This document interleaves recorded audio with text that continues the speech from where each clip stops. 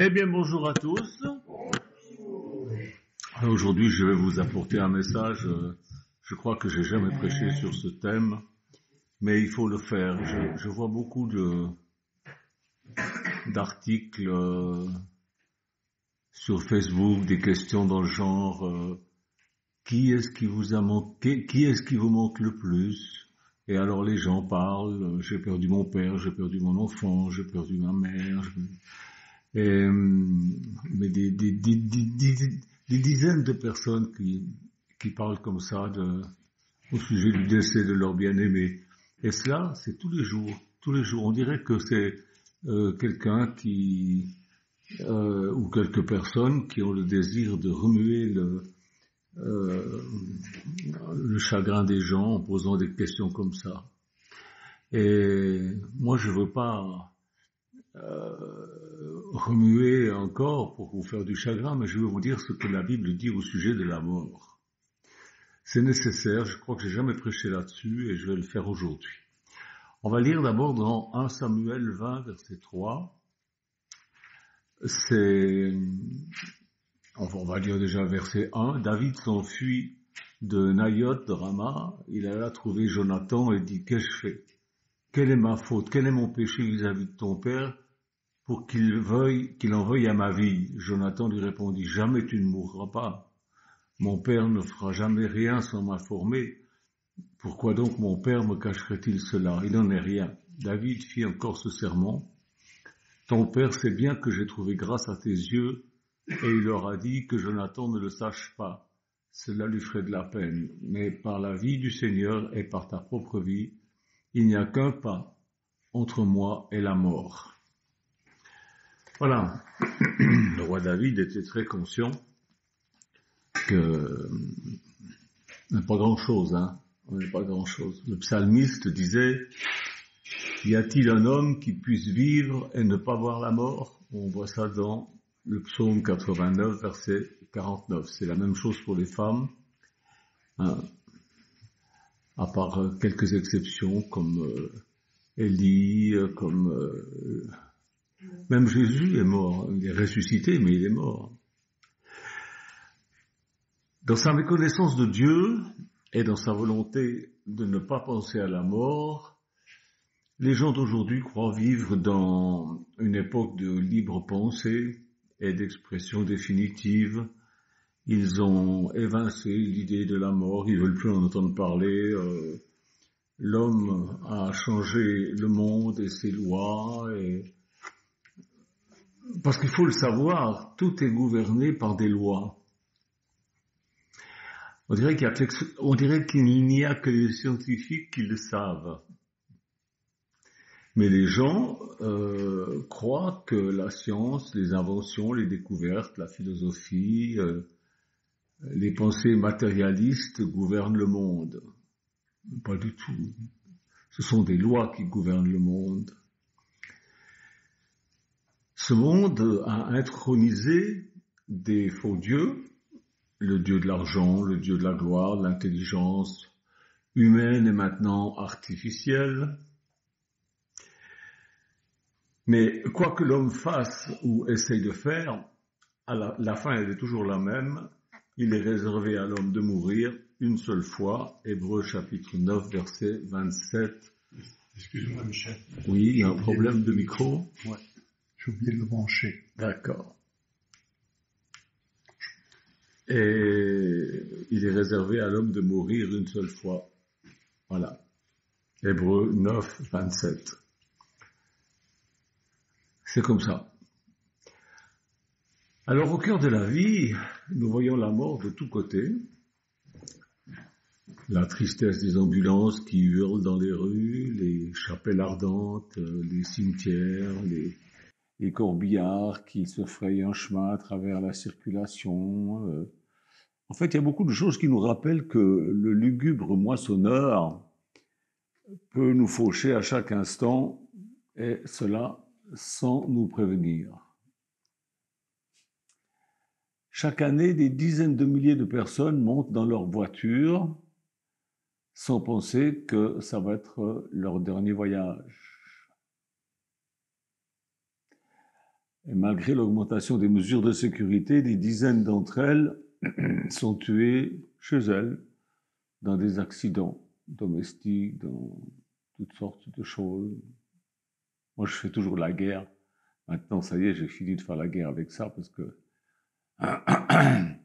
tout le monde a bien compris, mais dans la cuisine, par exemple, la casserole d'eau bouillante, ne laissez pas le manche dépasser la cuisinière. Un enfant peut l'attraper, s'ébouillanter, avoir un accident grave, voire mortel. Enfin, il y a plein de choses comme ça. La mort fait une chasse absolument impitoyable à l'humanité, et bien que la science médicale et les techniques modernes livrent la guerre constante contre la mort, en fin de compte, c'est toujours la mort quand même qui gagne. L'autre jour, j'étais chez mon cancérologue, elle m'a dit, Monsieur Janton, on ne parle plus de rémission, on parle de guérison maintenant, c'est fini, c'est terminé, je vous vois encore une fois dans un an, voilà, et puis parce que c'est le protocole, mais c'est fini. Oui, c'est fini, ce cancer, c'est terminé, mais un jour, je vais quand même mourir. Peut-être d'autres choses. J'en sais rien, mais de toute façon, on mourra tous, à moins que Jésus nous enlève. Ça soit l'enlèvement. Ça serait formidable. J'en ai connu des chrétiens qui disaient, ah, Dieu m'a montré qu'on allait être enlevé, etc. Et puis, ils sont tous morts. Ah, les maladies de cœur fauchent encore beaucoup de nos concitoyens, même dans leur jeunesse.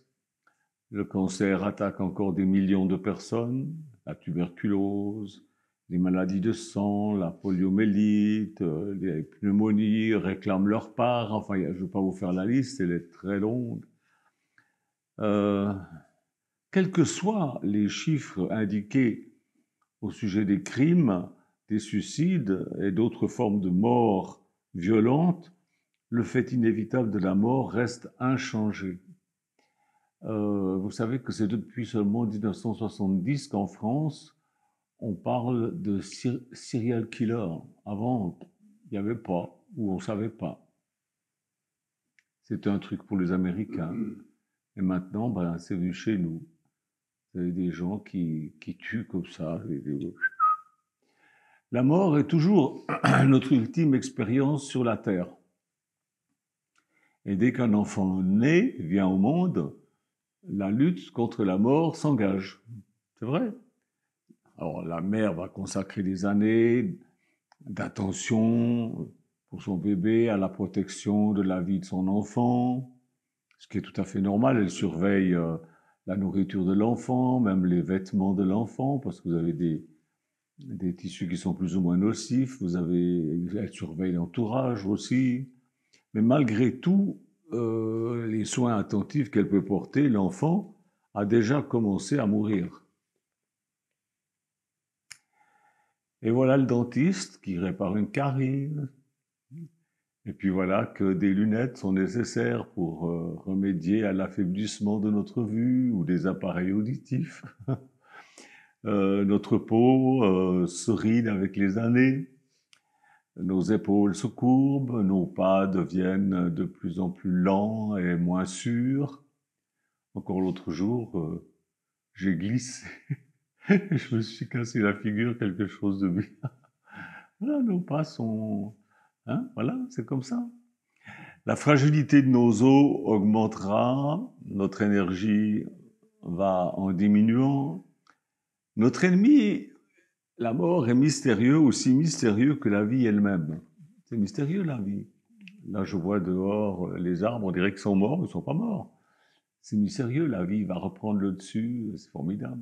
Parce que la vie que nous voyons abonder autour de nous, dans les plantes, dans les animaux, dans les êtres humains, on ne peut pas la fabriquer, c'est quelque chose de mystérieux. On peut la booster un peu, mais pas la fabriquer. On ne peut même pas l'expliquer. Oui, alors on peut dire, oui, il faut du soleil, il faut de la pluie. Là, en ce moment, les paysans sont contents parce qu'il y a de la pluie, ils sont tout contents, les escargots aussi, ils sont sortis. La mort ne s'explique pas davantage que la vie. Bien que nous soyons aussi sûrs de sa réalité, de la réalité de la mort, que de la réalité de la vie. Vous savez que vous êtes vivant. Ben, vous savez qu'un jour vous mourrez. Voilà, c'est comme ça. Alors, on évite d'en parler. Et surtout, on évite d'y réfléchir. Hein, c'est rare qu'on fasse des réunions de famille pour parler de ça.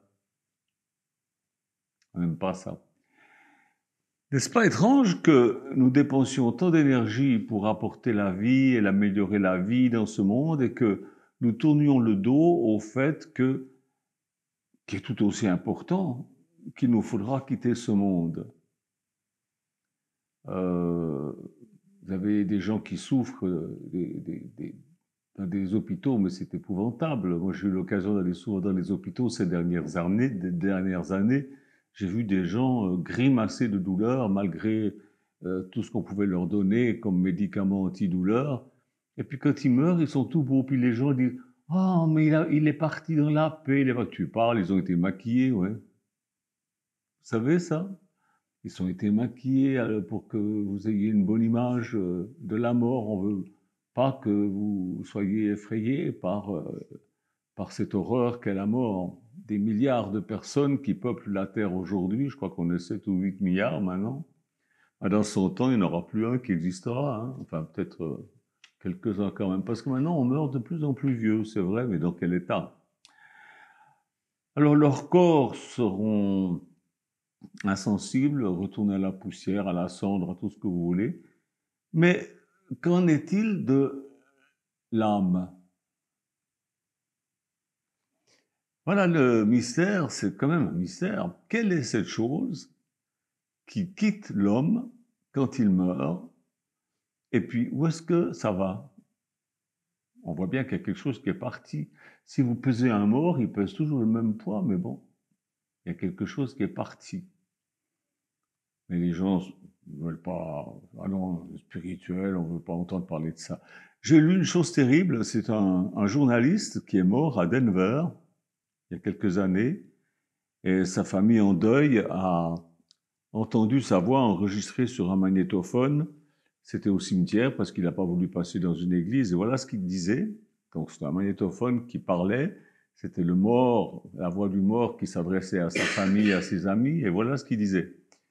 Voilà mon ensevelissement. Je suis athée, je l'ai été depuis des années. J'ai le plus profond mépris pour les sottises théologiques.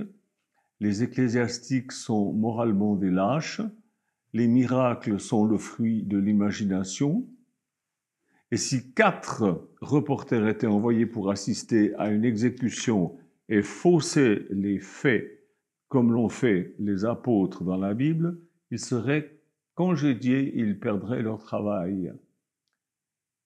Je ne veux pas de chant religieux, ce sera un ensevelissement parfaitement rationnel. Enfin, moi, je vous dis une chose, c'est que quand son âme est sortie de son corps, il a immédiatement changé d'avis, mais il ne pouvait plus le dire. Mes frères et sœurs, chaque génération a connu des hommes, des femmes qui, dans leur haine contre Dieu, ont essayé de ridiculiser, d'injurier la Bible, l'Église, Jésus-Christ, et cela sans apporter aucune preuve. Ils hurlent contre Dieu, contre la voix de Dieu, contre les écrits saints. L'histoire nous montre un Voltaire, un Georges Bernard Sand, non, je me mélange.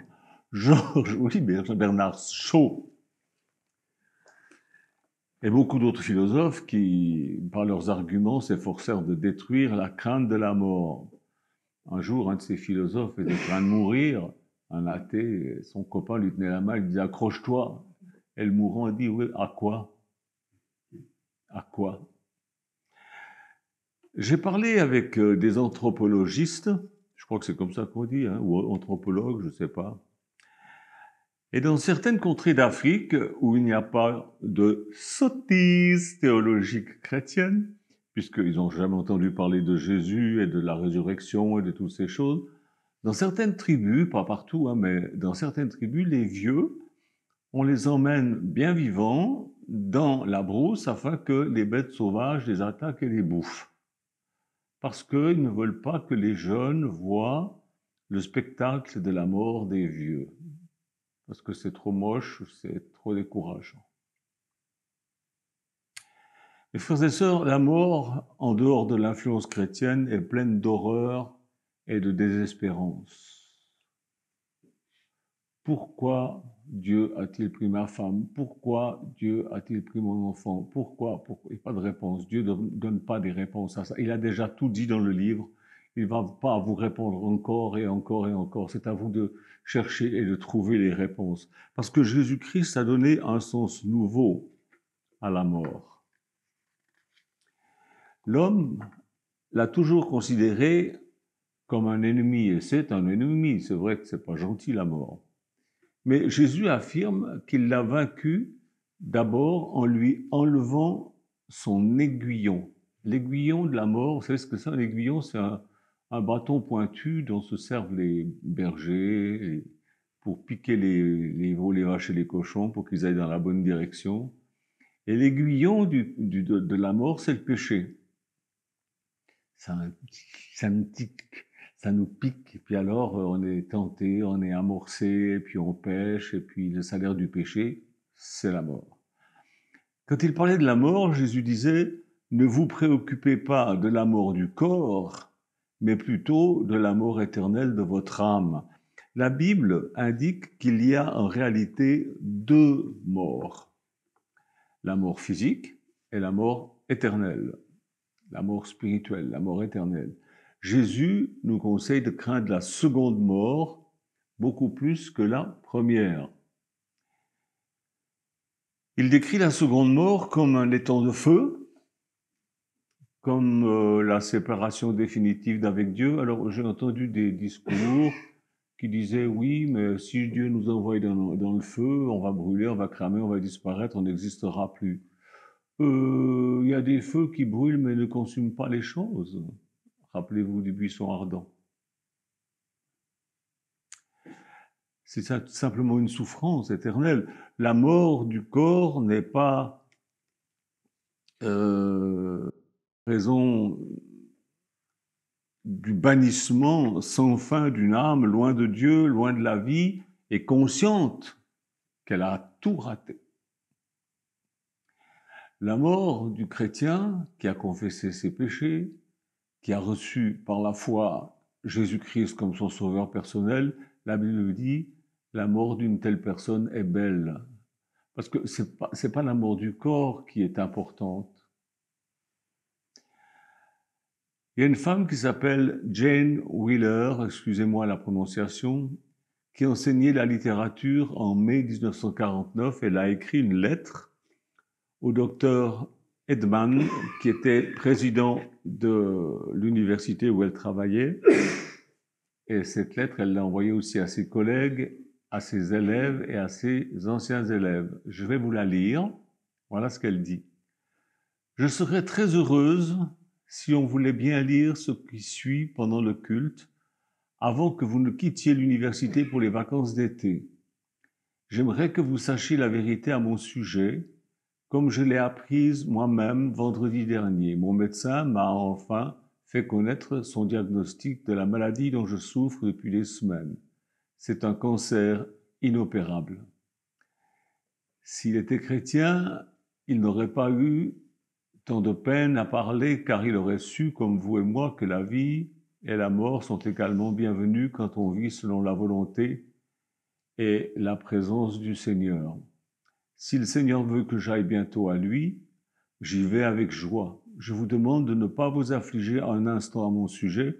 Je ne vous dis pas un simple adieu, mais plutôt un chaleureux au revoir, jusqu'à ce que je vous retrouve dans le pays béni dont il me sera peut-être permis d'écarter un rideau lorsque vous entrerez, avec un cœur plein d'affection pour chacun de vous individuellement, Effie Jane Wheeler. » Magnifique. 2 semaines après, cette femme est décédée. Jane Whitfield est entrée dans la présence de son Seigneur.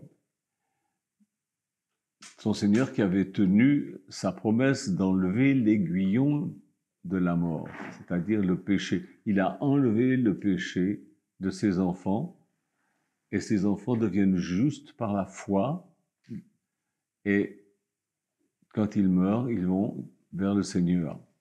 La Bible enseigne que votre âme, votre véritable moi, qui pense, qui sent, qui rêve, qui désire, votre moi, votre personnalité, peut recevoir la vie éternelle ici-bas. C'est ici-bas.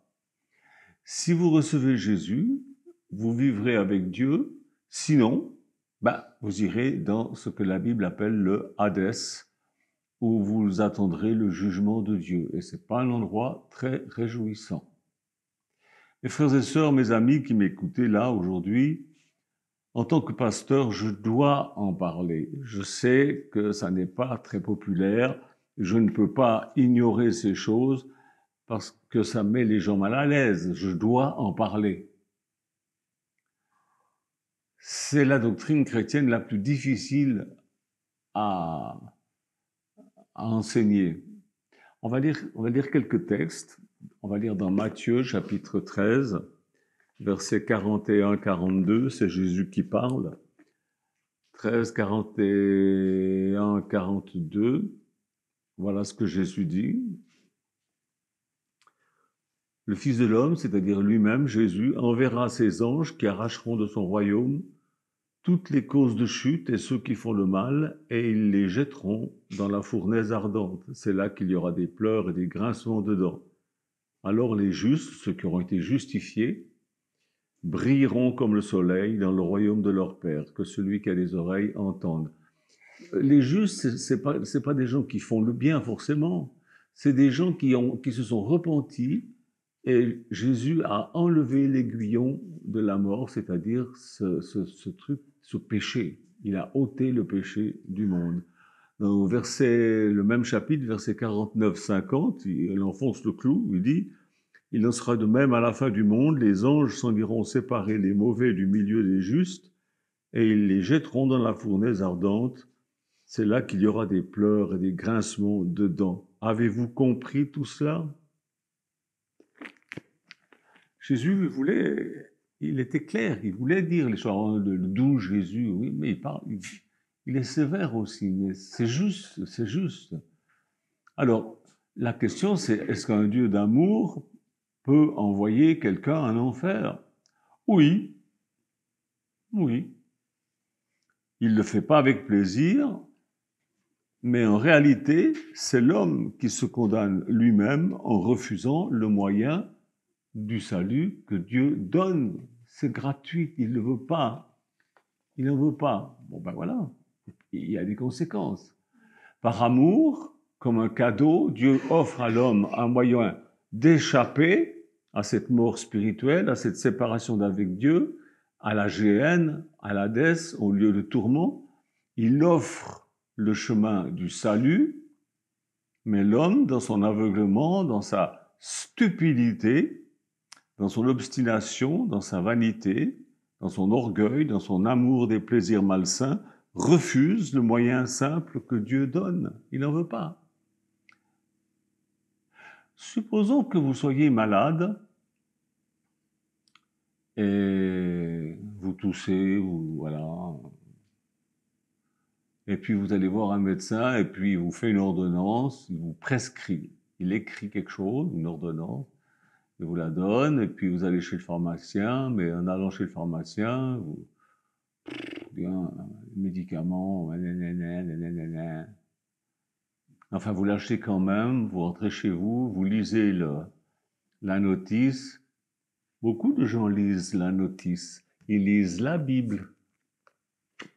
Mais à la place de prendre le médicament, ils disent « Oh non, on va après tout ». Et ils jettent le médicament avec la notice, voilà. Et quelques jours plus tard, il est encore plus mal foutu qu'avant. Et qui est responsable de l'aggravation de son état ? Le pharmacien, la notice explicative qui expliquait mal ? Non, c'est l'idiot qui n'a pas voulu se soigner. De même, Dieu prescrit le remède pour la maladie de l'humanité, contre le péché. Le remède, c'est la foi dans ce qu'il dit, pas dans ce qu'il dit au travers des guignols qui racontent n'importe quoi dans les églises, mais de ce qu'il dit dans la Bible. Dans la Bible. Et puis alors, une fois que vous avez mis votre foi dans ce que Dieu dit et que vous avez abandonné votre vie à Jésus-Christ, ben c'est bon. La Bible dit que vous êtes sauvés. Si vous refusez ça, Dieu ne vous punira pas parce qu'il n'est pas méchant, mais vous devrez en subir les conséquences. C'est tout. Il vous a averti, encore aujourd'hui. Il vous avertit. Et vous ne pourrez pas blâmer Dieu. Est-ce la faute de Dieu si vous refusez? Bien sûr que non. Quand je me suis converti en 1968, il y a une question qui me troublait. Parce qu'en 65, mon père est décédé. Et mon père, il était né dans une famille où la mère était indigne. Et l'État a pris les gamins, puis ils ont tous été placés à gauche, à droite. Et mon père, il était placé dans une famille de pasteurs protestants. Je n'ai rien contre les pasteurs protestants, il y en a des bons, il y en a des mauvais. Mais mon père est tombé, à l'âge de 4 ans, dans une famille où le père était pasteur et c'était une véritable ordure. C'est-à-dire que sur la chair, c'était un ange, il prêchait d'une façon magnifique, mais à la maison, il battait sa femme, il se saoulait la figure, il battait ses enfants, Alors mon père, voyant cela, grandissant dans cette ambiance, a commencé par être révolté contre le clergé, et puis de fil en aiguille contre Dieu, et puis il fallait pas parler de Dieu à la maison, et bon, on n'en parlait jamais, mon père voulait pas, voilà. Alors la question qui me taraudait, c'était, bon, mon père n'a pas voulu de Dieu, où est-ce qu'il est? Puisque Jésus dit, seuls ceux qui croient en moi et qui obéissent sont sauvés. Je dis, mais alors lui, il est perdu, alors il est en enfer. Et ça m'a tourmenté pendant des années jusqu'au moment où j'ai trouvé la réponse dans la Bible. Et je l'ai prêché, et là encore, eh ben, les gens n'y croient pas. C'est pas dans notre credo. Notre Église nous enseigne pas ça. Oh, mais ça, c'est une erreur que les apôtres ont fait au début du christianisme, mais maintenant on a arrêté parce que c'était pas juste. Voyons. Tant pis. Je vous donne dans les commentaires une étude sur ces choses. Qu'arrive-t-il quand un incroyant meurt? Vous, qui êtes encore vivant, soyez en ordre avec Dieu.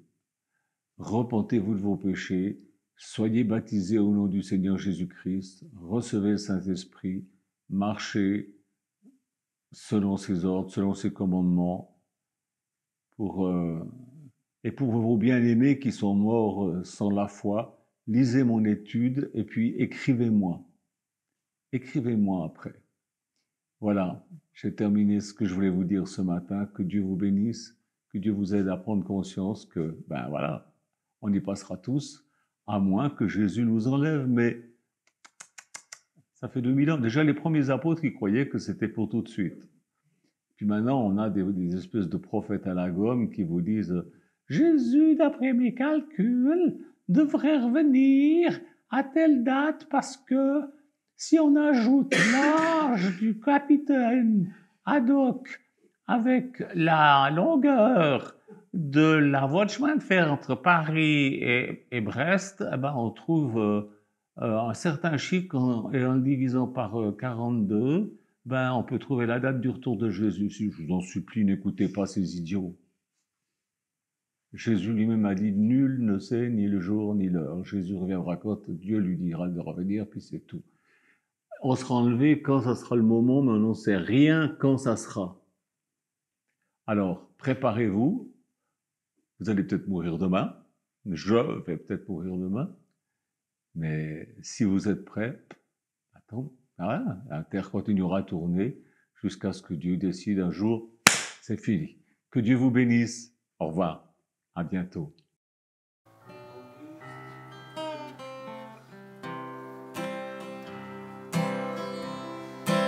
Oh mon roi,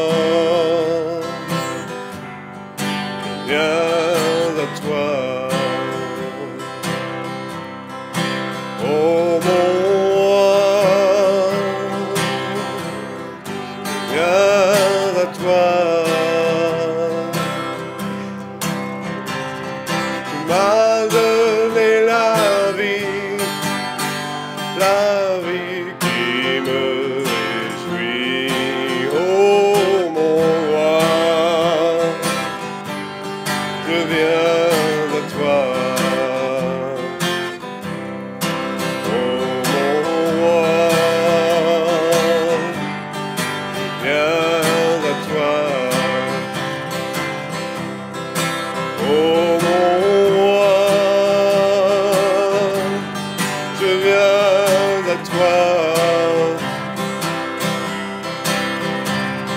Tu m'as donné la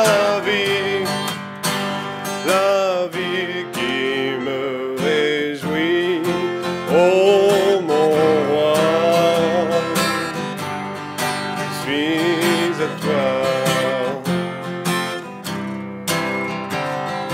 Mon cœur est bien petit face à ta gloire,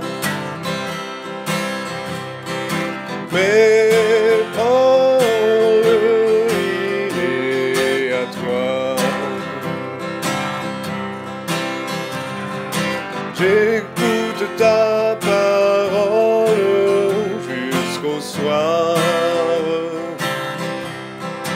Oh mon roi, tu es près de moi. Oh mon roi, je viens à toi. Oh mon roi, je viens à toi. Tu m'as donné la vie qui me réjouit. Oh mon roi, je suis à toi.